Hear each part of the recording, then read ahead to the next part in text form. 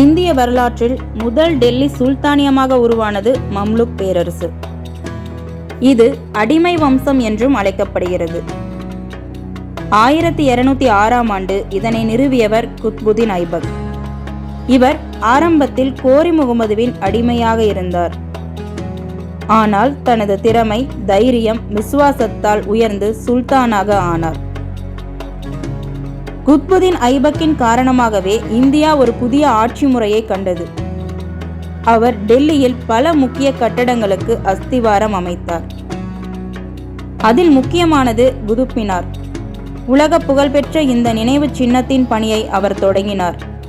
மேலும் குவத்துல் இஸ்லாம் பள்ளி வாசலையும் கட்டினார். அவர் மக்களுக்கு மிகவும் உதவும் தன்மையுடையவர். அதனால் அவரை லக்பக்ஷ் என்று அனைவரும் அழைத்தனர். லக்பக்ஷ் என்றால் பல லட்சங்களை அள்ளி வழங்குபவர். ஆனால் 1210ஆம் ஆண்டு குதிரை போட்டியில் ஏற்பட்ட விபத்தில் அவர் மரணம் அடைந்தார். குத்புதீன் ஐபக் ஆட்சியால் துவங்கிய இந்த அடிமை வம்சம் இந்தியாவின் டெல்லி சுல்தானியத்தின் அடித்தளத்தை வலுவாக அமைத்தது.